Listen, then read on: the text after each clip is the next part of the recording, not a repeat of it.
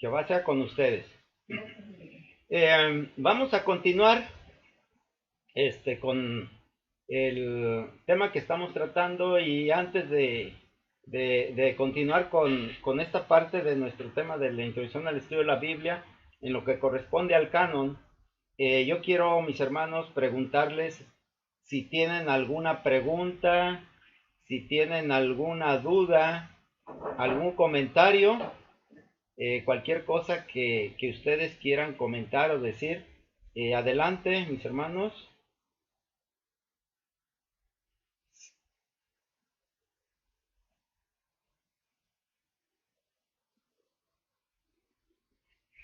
A ver por allá, quienes estuvieron más activas. Nadie. Todo perfecto. Todo muy bien entendido y comprendido. Es decir, puedo preguntarles y ya no hay duda de que me contestarán.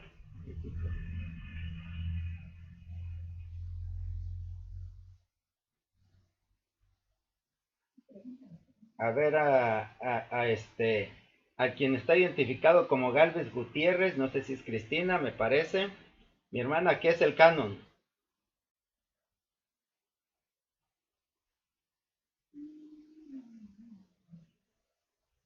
Sin temor, puedes abrir tu micrófono.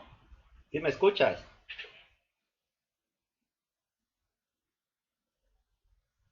Tal vez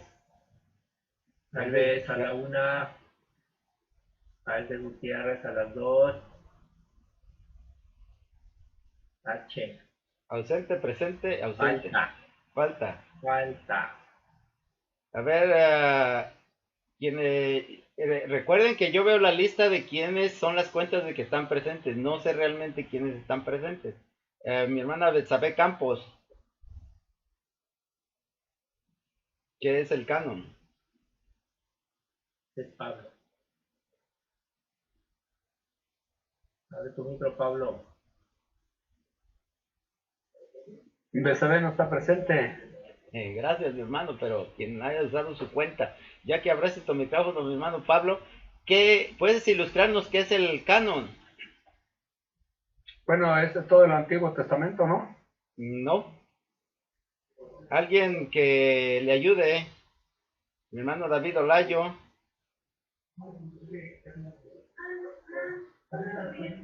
¿Qué tal? Buenos días. Son los cinco primeros libros del Antiguo Testamento, ¿no? No, tampoco.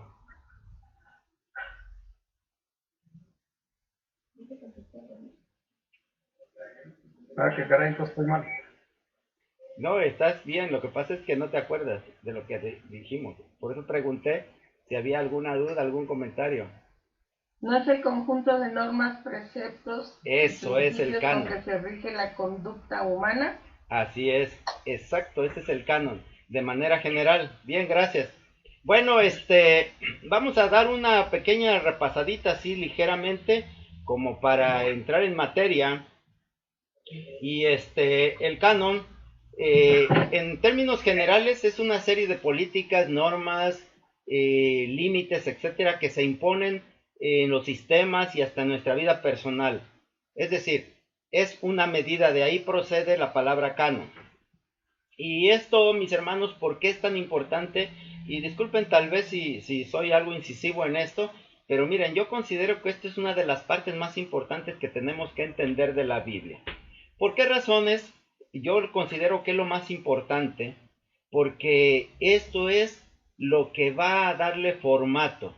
Este es el porqué, el propósito de la Biblia. Y yo creo, me parece que es un poco más adelante donde pongo como ejemplos también de cómo surgieron, por ejemplo, aparte de la Biblia, el Corán. Es muy interesante del Corán porque simple y sencillamente bajó del cielo. O del libro de Mormón, que luego lo menciono un poquito más adelante como ejemplo, que también lo trajo un ángel.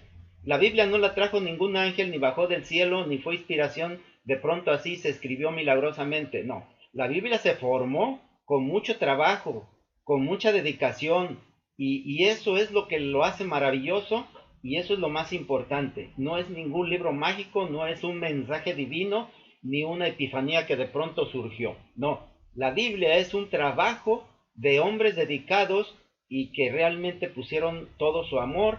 Y bueno, por eso la importancia. Por eso aquí en la diapositiva donde comienzo con el tema, y estoy citando Mateo 15, 10, 14, que ya lo leímos, se lo leo, y esto se refiere a que nuestro Señor Jesucristo le habla a la multitud y le dice dos palabras que las he repetido muy reiteradamente en los anteriores estudios: oír y entender, prestar atención y hacerse entender también. Yo les mencionaba que cuando Esdras leyó el libro de la ley después de que lo encontraron y que regresaron del cautiverio, puso a leer a algunos profetas y ellos, dice la escritura, que se hacían entender al pueblo para interpretar la palabra de Dios, y que el pueblo estaba atento y escuchando desde la mañana hasta en la tarde. Eso es algo maravilloso y no es la única ocasión que ha sucedido esto. Hay que recordar que los apóstoles también en una ocasión convirtieron, podemos decir así, bautizaron o adhirieron a Jesucristo, al Evangelio, miles de gentes, así nada más de pronto que les bajó el Espíritu Santo y los invistió. Esto que ocurre así, mis hermanos, sigue sucediendo, y a veces sucede de una manera personal, pero esto sigue sucediendo.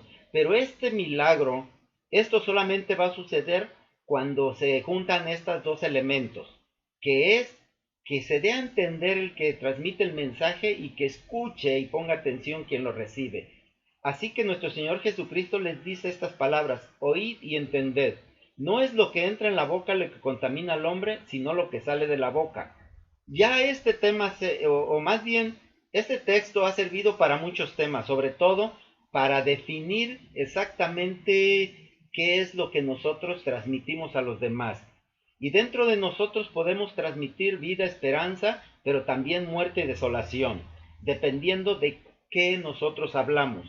Por eso nuestro Señor Jesucristo, aprovechando precisamente de la crítica y condena de los fariseos a su conducta, Él les dice: no es lo que ustedes piensan que es la ley, sino lo que ustedes interpretan de la ley.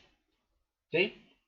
Desgraciadamente hoy en día, hace tiempo yo hice un estudio y sacaba de ilustración, por decirlo así, algo muy doloroso. Ya sucedió hace algunos años en la Ciudad de México.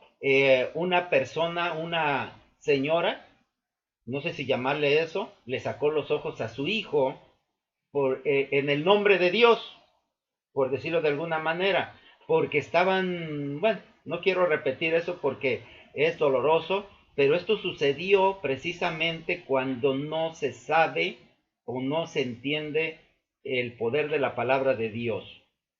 Y no nada más eso, ha habido guerras, destrucciones, muertes y hasta exterminios precisamente por esto.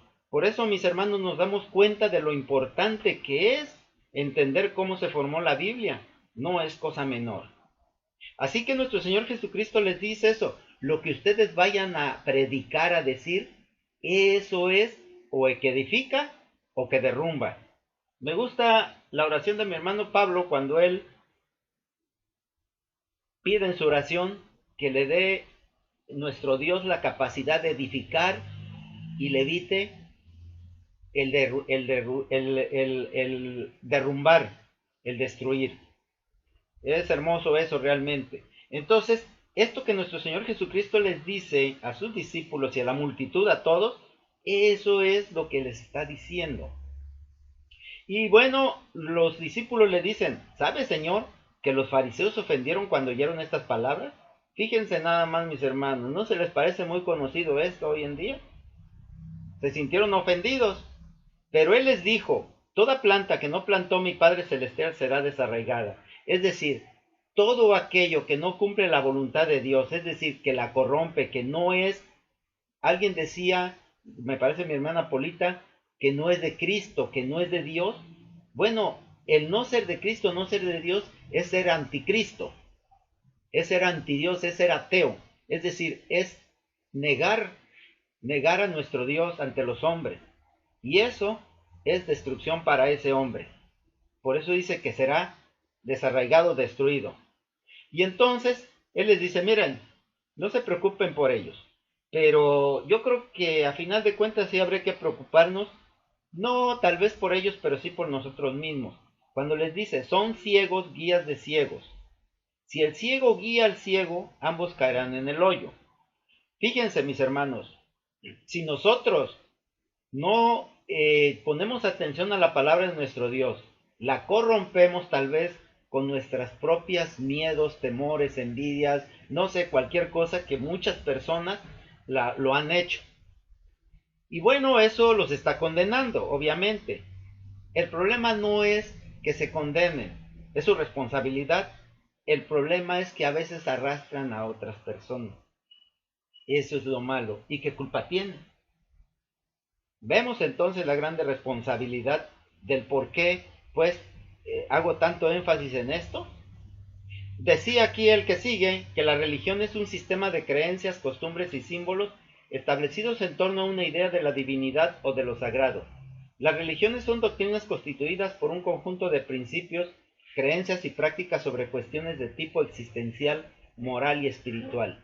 Esto engloba todo eso, mis hermanos, precisamente que a veces, hoy México es un país, se dice que no está casado con la religión, está separada el estado de la religión.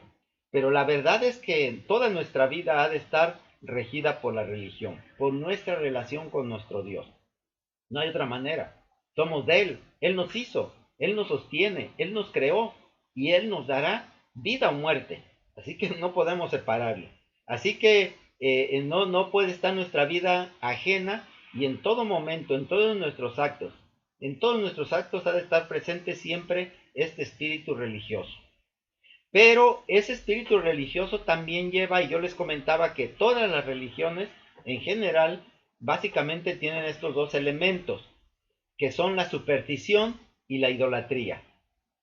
Y citaba lo que Agustín de Hipona puso, que consideraban supersticioso todo aquello que no estaba o que estaba fuera de la iglesia católica o de la primera iglesia cristiana.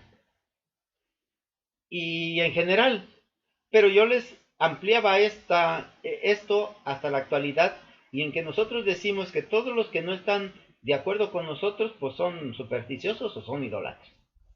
Y así catalogamos a católicos, testigos de Jehová, etcétera, o cualquier otra que decimos que son o supersticiosos o idólatras. Pero miren, una cosa que quería aclararles o que traté de aclararles y que yo esperaba que preguntaran o que ampliaran sus dudas al respecto es sobre la superstición. Siempre la hemos considerado como algo indeseable, algo que es malo, como lo pone aquí Agustín de Hipona. Y la realidad es que no. La superstición no es otra cosa más que una exageración, podemos decir así, de la fe. Y que sí, ciertamente, nace del miedo. Es verdad que el miedo da origen a la superstición, el temor y la desconfianza. Pero miren, mis hermanos, ¿quién no es temeroso y desconfiado? Claro, todos tenemos esos rasgos y en un momento determinado los vamos a externar. De hecho, yo veo, por ejemplo, lo voy a decir, mis hermanos, y les pido disculpas si esto no es muy adecuado, pero lo voy a decir. Miren, muchas veces yo he considerado que algunos de nuestros hermanos que solicitan oración, y claro que estamos todos dispuestos a acompañar a nuestros hermanos con nuestras oraciones, pero luego después vuelven a pedir y otra vez vuelven a pedir. Entonces yo considero que una de dos, o será muy, pero muy mala memoria, o es una desconfianza de si se está orando o no. Y eso, mis hermanos, es un comportamiento supersticioso. No es malo. De ninguna es malo. De ninguna manera, perdón, es malo. Lo que sí, eso no es otra cosa más que la manifestación de nuestra propia naturaleza humana. Y que queremos estar seguros. Y yo creo que a final de cuentas, esto tiene sus grandes ventajas porque siempre vamos a buscar a dar un poquito más del 100%. Siempre se ha dicho eso. Si nosotros damos el 110%, aseguramos hacer las cosas. No nos limitamos exactamente al límite. Siempre hay que buscar dar un poquito más. De hecho, dice una parte de la Escritura que siervos inútiles somos porque no hemos hecho más que lo que Dios nos dice. Si no fuéramos tan inútiles, haríamos un poquito más. Entonces, en ese sentido, en el buen sentido, tomando la superstición de esa manera, sí tiene sus ventajas, es bueno. De hecho, mi hermano Pablo Telles Campos, en su estudio de los pactos, y hablaba del pacto de Abraham. Y cuando nuestro Dios hace pacto con Abraham, y si ahí alguien es ágil para buscar la escritura y busca rápidamente el texto, va a encontrar que cuando nuestro Dios le hace esa promesa a Abraham, Abraham le pregunta, bueno, Señor, ¿y cómo sé que de veras me vas a dar? ¿Eh? ¿Qué quiere decir esto? O que quería estar bien seguro, o que sí tenía algo de dudilla por ahí. ¿No creen, mis hermanos? Que eso no demuestra otra cosa más que una cierta duda, una cierta desconfianza de que realmente fuera. Y vaya, que vamos a ver que Abraham creyó a Dios y le fue contado por justicia. Y él le preguntó, le cuestionó y le dijo, Señor, ¿cómo voy a saber que lo que me estás diciendo es así? Que sí me vas a cumplir tu promesa. Y podemos abundar en otra serie de ejemplos, de textos que en la misma Biblia están consignados y podemos decir, ¿y esto era malo? Pues no, Abraham nunca perdió su galardón para con nuestro Dios y la promesa se le cumplió. Entonces,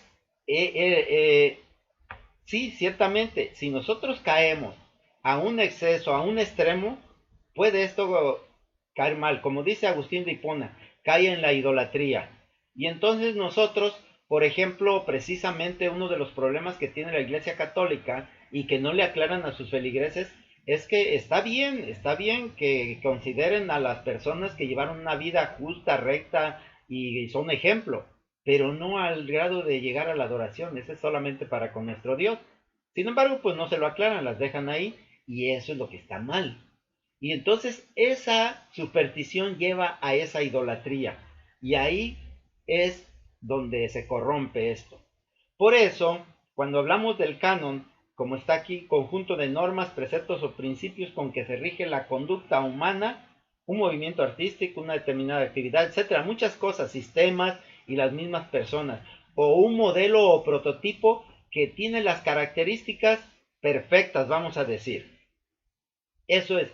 Entonces, el canon etimológicamente procede de una palabra griega que quiere decir caña, y las cañas se utilizaban para medir. En otras palabras, y concluyendo, el canon no es otra cosa más que medida.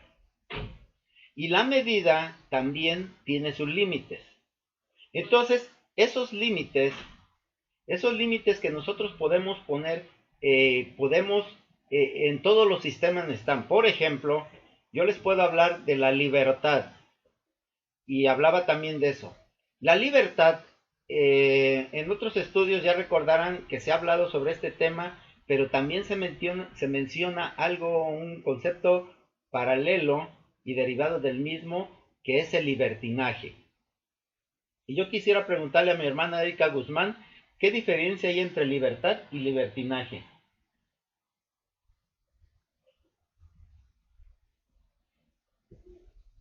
Libertad es pues que cada quien hace las cosas de acuerdo a sus conocimientos, a sus ideas, ¿no? Ajá. Y el libertinaje es irte hacia cosas un poquito más abiertas, podríamos decirte. Bueno, sí, cosas abiertas que no se rigen por algo, algunas ideas, algunas culturas, principalmente de religión, ¿no? Ajá. Pero, bueno, yo eso es lo que creo. Bien, gracias, sí. Efectivamente, pero a final de cuentas, mi hermana, si nos damos cuenta, es exactamente lo mismo. Libertad en términos generales es hacer lo que uno quiere. Ahora bien, precisamente ese canon, esa autolimitación es lo que va a marcar la diferencia. Como tú bien has dicho, no son de corte religioso, no, son de corte personal, porque la libertad o la libertad, o más bien el libertinaje podríamos decir que es ejercer la libertad sin normas, sin principios, sin nada más. Pero esos no pueden venir de afuera, tienen que ser autoimpuestos. Nosotros mismos tenemos que establecer cuál es nuestro límite de libertad, porque si alguien me lo pone, entonces ya no estamos hablando de libertad. En el momento en que alguien me diga, tú no pasas de aquí, está coartando mi libertad. Pero yo puedo decir, yo no paso de aquí. Y entonces yo me pongo ese límite porque no debo, porque no quiero, etcétera, cualquier cosa. Lo estoy poniendo yo. ¿Sí? ¿Se entiende el concepto de libertad y libertinaje en este sentido? Mi hermana Iris Asturias.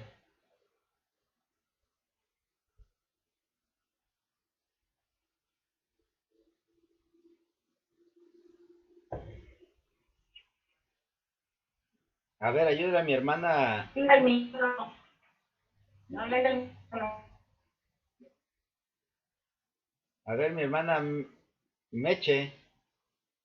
Estamos de acuerdo en que la libertad precisamente cuando no se autoimpone, cuando no se autolimita, se convierte en libertinaje. Sí, así es, ¿no? Porque puedes caer tú en los excesos, ¿no? Es decir, el libertinaje es un exceso de la libertad, así lo entiendo yo. Ajá, así es. Y a final de cuentas ambas son libertades. Pero eso precisamente es lo importante, porque cuando se establece, miren, cuando se establece ese límite propio personal, podemos decir que sigue siendo el ejercicio de libertad. Nadie me lo obliga, yo lo pongo.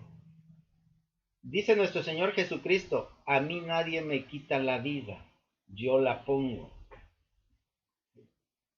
Hubo muchos mártires. Hay y habrá muchos mártires. Pero, ¿quién puede decir eso? Yo pongo la vida. Eso es lo que hace esa gran diferencia. Y eso es lo que quiero poner mucho énfasis, mis hermanos, precisamente en que la libertad nos hace vencer el temor. Fíjense, la superstición dice que es tendencia derivada del temor o de la ignorancia a atribuir carácter sobrenatural, sagrado o oculto a determinados acontecimientos, creencia en vanos presagios producidos por acontecimientos puramente fortuitos. Y además, pues, cuando se exacerba, da origen a la idolatría. Aquí hay dos elementos importantes dentro de la superstición, temor e ignorancia. Y ese temor y esa ignorancia van a acompañarnos toda nuestra vida, todo el tiempo. Así que no se trata de no tener temor y no ser ignorante. ¿Saben de lo que se trata, mis hermanos? ¿De qué crees que se trata de esto, mi hermano David Olayo? Si los van a acompañar en nuestra vida, y entonces, ¿qué tenemos que hacer con el temor y la ignorancia?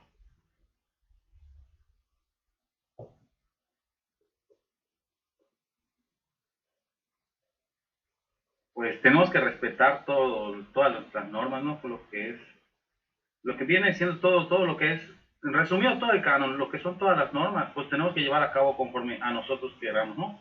Sí, pero mira, te voy a replantear la pregunta. Yo digo que, o lo que decimos aquí es que siempre el temor y la ignorancia nos van a acompañar y son los que nos hacen ser supersticiosos.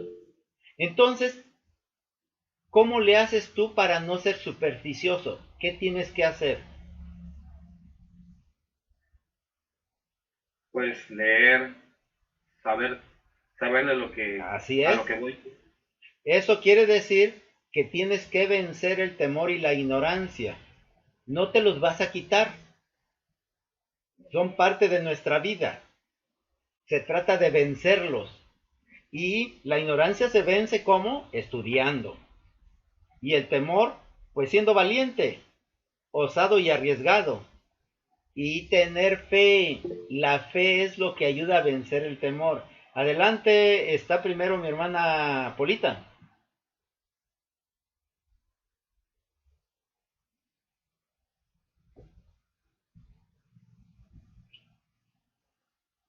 Sí, mi hermano, coincido con lo que dices. Efectivamente, la fe es la que nos hace vencer, porque si nos van a acompañar, si el temor no sé, por lo humano que somos, y nos duelen ciertas cosas, y queremos hacer ciertas cosas, es como un estira y encoge, el temor y ¿cómo se llama? La ignorancia. Y la ignorancia. Y la ignorancia, Sí. exacto. Entonces pues lo vamos a tener, pero por eso lo vamos a vencer, Así vamos a es, escudriñar, claro. y con la fe se vence todo. Así es. Pues yo, por ejemplo, he creído con mucho miedo, pero gracias al Señor, y yo bendigo esta enfermedad, porque me ha hecho valiente, o sea, el Señor sabe por qué permite las cosas. Primero me permitió algo, vencí muchos miedos, y ahora pienso más, es más, estoy preparada, bueno, no preparada nunca estamos. Estoy Correcto. pasando de lo que pudiera pasar. Y doy gracias a Dios todos los días, que me concede vida y que pues Él sabe lo que va a hacer. Entonces vas venciendo el miedo, vas venciendo la ignorancia, estudiando, porque esto me permite estudiar más. Entonces yo digo que sí coincido ahí, todavía no te escuchaba yo cuando lo pensé. Jehová te bendiga, mi hermano. Bien, Jehová Jesús y el Espíritu Santo te bendigan. Había levantado la mano mi hermana Verónica. ¿Quieres comentar algo, aportar algo? Soy yo, hermano Ah, Esther. bien. Adelante, mi hermana Esther. Pues dice la palabra de Dios, la verdad os hará libre. Así es. Ahí está todo. Correcto. Que Jehová lo bendiga. Bien, gracias, mi hermana, que Jehová te bendiga. Adelante, mi hermana Gloria. Sí, mi hermano, también efectivamente coincido con lo que dijiste, la hermana Pola. Yo tengo una prima que es muy supersticiosa en todo, que ella ve un gato negro y se persina 3 veces. Sí, así es. Yo digo, oye, ¿y por qué lo haces? Ay, no, es que dicen que si vemos un gato negro que no va a pasar eso y que hay que persinarse. Digo, pero si conocieras lo que dice la escritura, ahí le aproveché de decirles, si supieras la mera verdad, ni te persignarías, ni creerías del gato negro, del panteón o de un carro negro que vieras, porque así es ella. Claro. Y entonces la mera verdad sí es cierto. Así es. Como dice la hermana, la verdad nos hará libre. Y si no estudiamos o no comprendemos, es el antídoto. Libertinaje que no podemos. Así es, bien, gracias. Gracias, mi hermana, que Jehová te bendiga. Sí, efectivamente, miren, esos son ejemplos a donde nos lleva el extremo. Pero como les comentaba también, otro de los ejemplos que les puse sobre un comportamiento supersticioso fue el de Job. Job, nuestro Dios lo consideraba el modelo a seguir y lo presumió ante Satanás, si recuerdan.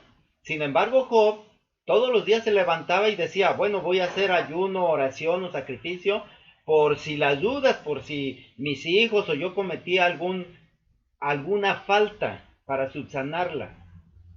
Ese es, a lo mejor podríamos decir, ay, qué exagerado era Job. Pues sí, pero más vale ser exagerado que limitado.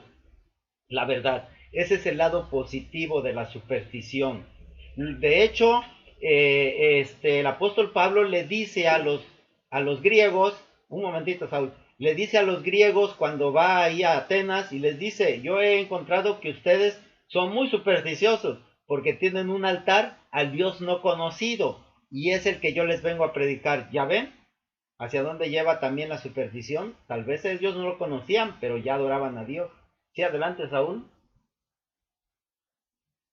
Sí, y a completando les encargaría a los hermanos que también vean en el libro de Job, con el ejemplo que tú pones, que también en eso te das cuenta cuando uno de sus amigos, ya ven que entran los amigos de Job y es que ayudarlo entre comillas, pero más bien parece que le están echando herida a la sal, y uno de sus amigos le dice a Job, le empieza a decir en uno de los textos, le dice, a ver, tú que ayudabas a tanta gente, tú que asistías a las gentes que tenían necesidades, tú que asistías a las viudas y a los huérfanos, o sea, ese hombre sin querer nos empieza a decir las obras que acompañaba a Job, porque entonces aquí lo importante es ver que sí, Job hacía su ayuno, sus sacrificios, pero estaban acompañados sobre todo de sus acciones honestas y de misericordia hacia su prójimo. Y eso es lo que le da valor a sus sacrificios, porque si solamente Job sacrificara y nada más eso, pues no. Pero cuando ustedes lean esa parte de su amigo que le empieza a decirle, es como si le dijera, ¿para qué hiciste tanto bien a tanta gente y mira aquí cómo te va? Pero Job en ningún momento dice, ay, tienes razón, ¿para qué le hice tanto bien a tantas personas y mira cómo me está yendo mal a mí? Job no dice eso. Entonces, creo que sin darnos cuenta en ese texto, en esa parte nos ilustra la gran labor que hacía Job para con su prójimo en donde vivía. Así es. Bien, gracias, Jehová te bendiga. Así es, miren, ya por último, y todavía para justificar más, y como les comentaba, que la Biblia era necesario que tuviera ese canon, esas normas o esos límites, porque no fue algo mágico. Por ejemplo, tenemos aquí en la gráfica, ven, el libro de Mormón. El libro de Mormón es una guía que tienen precisamente los mormones o una iglesia que es cristiana, y en eso, fundada por José Smith, y él decía que un ángel bajó con un libro de oro y les trajo esto, lo que describe ahí, que es la creencia de que Jesucristo iba a llegar a América, a los indígenas de América, y que después de la resurrección, y ahí pues es una serie de cosas que dice, y que era un libro que era de oro, que lo bajó un ángel y que se leía, me parece, con unos lentes especiales, algo muy mágico, parece de película de esas de hoy, que son tan populares. Eso es por un lado. El otro también, ejemplo que les ponía sobre esto, es el del Corán. Y según la tradición, Mahoma no sabía leer ni escribir, pero dice ahí la tradición precisamente que simple y sencillamente se le inspiró, se le fue revelado y empezó a recitar los textos del Corán y los escribieron, y me parece que en 1 o 2 o 3 noches se escribió todo el Corán. Y bueno, eso es, dice que esa inspiración o esa azoras que le llaman o revelaciones, se las bajó el arcángel Gabriel y vino pues directamente de Dios. Y así mágicamente se escribió, dice que se escribió el Corán. Y la Biblia no. La Biblia no fue así, mis hermanos. La Biblia tuvo otro proceso. Y este proceso empezó desde la misma historia del pueblo de Israel. Y el canon no es otra cosa más que las reglas y normas que rigieron la construcción de la Biblia. Y esta, desde sus orígenes, como ven aquí en la diapositiva, tuvo dos ramas. Esto me estoy refiriendo primeramente al Antiguo Testamento. La formación del Antiguo Testamento comenzó primero en Palestina o en Israel, y pero hubo otra que también se desarrolló en Alejandría, en Egipto. La diferencia estriba en los llamados libros apócrifos o deuterocanónicos, que no estaban considerados por los judíos de Palestina, pero sí los consideraban, bueno, sí los aceptaban, ¿no? Entonces, en realidad, en primer lugar, vamos a ver cómo se desarrolla el Antiguo Testamento dentro del ámbito de la Palestina. A ver, adelante, Polita. Ahorita que estás hablando de los apócrifos, pues fíjate que los apócrifos, pues sí, no son inspirados por el Espíritu Santo de Dios, pero si los no leemos, no los he leído todos, ¿no? pero vemos que hay muchas verdades, pues es la historia realmente de lo que no está escrito, algunas cosas, porque ya ves que hubo 400 años que no se supo nada, y entonces hay mucha historia ahí, por ejemplo en Macabeos, hay mucho, que habla Ajá. de todo aquello que no se dijo, entonces no están inspirados, pero tienen mucho contenido bueno. Entonces, pues no están mal, pero no son de la inspiración de Dios. Bueno, ahorita vamos a ver qué tanto es lo que pensamos de ellos y el por qué no están ahí. ¿Sí? Esto lo vamos a ver precisamente, de eso es de lo que se trata. Esta es la diferencia que tienen estos dos cánones. Ahora bien, ¿cómo se desarrollaron? En primer lugar, el de la Palestina. Podemos decir que se desarrolló en tres etapas. La primera de las etapas corresponde a la Torá. O sea, en primer lugar, las tres etapas, o más bien las tres partes son la Torá, los Nevino profetas y los Ketubín o los históricos y sapiensales. La primera etapa que se desarrolla es la de la Torá. La Torá se consideró como ley y fue aceptada como texto sagrado hasta antes de que fueran exiliados los judíos o el pueblo de Israel a Babilonia por allá por el 538 antes de Cristo. ¿Sí?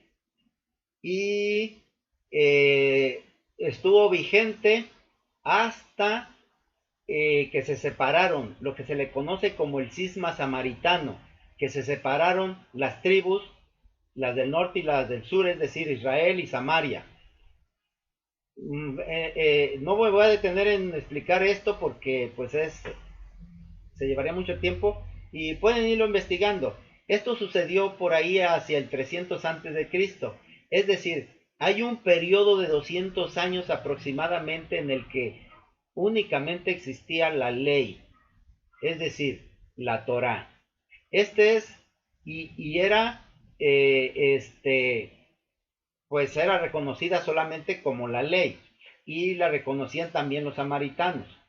Ahora bien, esta fue la primera parte. La segunda fase de la canonización de los Nevino profetas.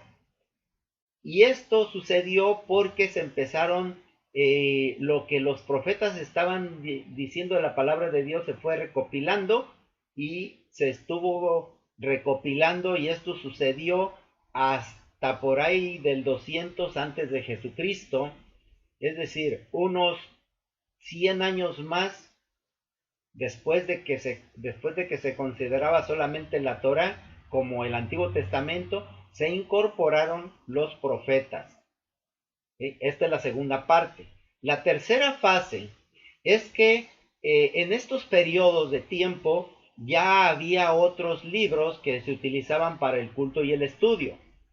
Y ya por ahí unos 20, 30 años después de que se canonizó a los profetas, se consideró también como tercera parte a los Ketubín o agiográficos. Los agiográficos, y se mantuvo hasta el 70 después de nuestro Señor Jesucristo, es decir, ya era la Biblia que conoció nuestro Señor Jesucristo, supuestamente que esta no fue la que conoció, pero fue por esa época. Y por cierto, entonces, el canon palestino está compuesto de estas tres partes, de la Torá, los Nevino profetas y los Ketubín, que son los libros históricos y sapiensales, conocidos también como agiográficos. Por ahí alguien me investiga qué es agiográfico y la próxima vez lo dice.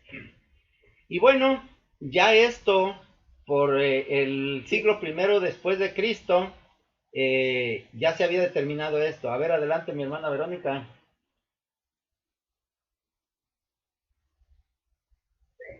Hermano, la diferencia del canon y la canonización es completamente diferente, los vocablos? No, eso es el...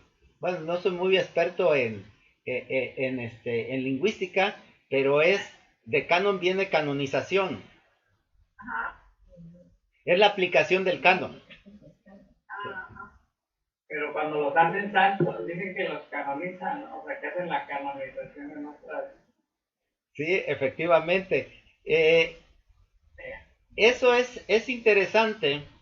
Es interesante porque acuérdense que dentro de lo que habíamos considerado el punto número 2 de canon dice que es modelo prototipo que reúne las características que se consideran perfectas en su género, especialmente el referido a la figura humana que reúne las proporciones ideales. ¿Qué quiere decir? Que cuando alguien se canoniza, se perfecciona. Y como es un término muy general, por ejemplo, acaba de suceder el concurso de Miss Universo y se podría decir que se canonizó la belleza, ¿sí? Así como también cuando alguien se bautiza, se puede decir que se canonizó su fe, se perfeccionó su fe.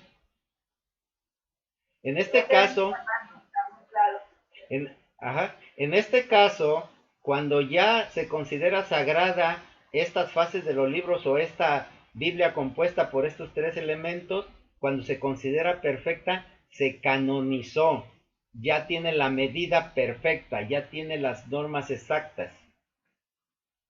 Eso es, por eso canon inclusive, canon se utiliza en muchos ámbitos, en la música, en la política, etcétera, etcétera. Si ustedes buscan por ahí las definiciones de canon, van a ver que es muy amplia, pero siempre da la idea de que es el punto máximo, el punto perfecto, que está todo exactamente como debe de estar y que sigue las reglas y límites adecuados. Por eso yo les comentaba, y ya para terminar, para después continuar el miércoles, miren mis hermanos, que esta es la diferencia entre la Biblia y el Corán, por ejemplo, o algunos otros libros como los Vedas, o tal vez el libro de Mormón, o no sé qué otros libros, que de pronto aparecieron misteriosamente así, un ángel los trajo, una inspiración divina, o se escribieron ahí nada más, o aparecieron de pronto por ahí. No, la Biblia se perfeccionó con intervención de los hombres. ¿Qué tanto fueron inspirados o no inspirados? Eso es lo que vamos a averiguar. Eso es lo que cada uno de nosotros va a conceptualizar después de este estudio y va a considerar qué tanto fue realmente inspirada o no y qué tanto en realidad uno necesita ser inspirado también para entenderla o no. Esto es lo importante. Y yo quiero hacer ahorita, antes de terminar, esa puntualización entre cuando alguien dice palabra de Dios o cuando él dice entiende el mensaje de Dios. Cuando dicen es palabra de Dios no hay para dónde moverse. Y si dice que es palabra de Dios, miren, hace un tiempo en un estudio les comentaba de una noticia que vi que cierto pastor le dijo a sus feligreses que era palabra de Dios que le juntaran para comprarse otro avión que lo necesitaba, que Dios lo ordenó. Y se lo compraron. Y ya tenía 3, tiene 4 aviones. Es palabra de Dios. Diferente que el mensaje de Dios es muy diferente. ¿Sí? Entonces ahí nos damos cuenta entonces cuál es la manipulación de la escritura. Pero la Biblia en sí, si nosotros nos apegamos a ella, estudiamos, vamos a ver que no permite esto. Es bien clara al respecto. Como le dijeron los apóstoles que le dijeron a nuestro Señor Jesucristo, es que los fariseos se sintieron ofendidos por lo que acabas de hablar. Así es la Biblia, mis hermanos. Bien, terminamos, vamos a dejar hasta aquí y vamos a continuar el miércoles. Que Jehová les bendiga y les guarde. Jehová. Ahí te le pido palabra a nuestra hermana Meche. Antes de que Sí, termine, adelante. ¿me puedes repetir la palabra?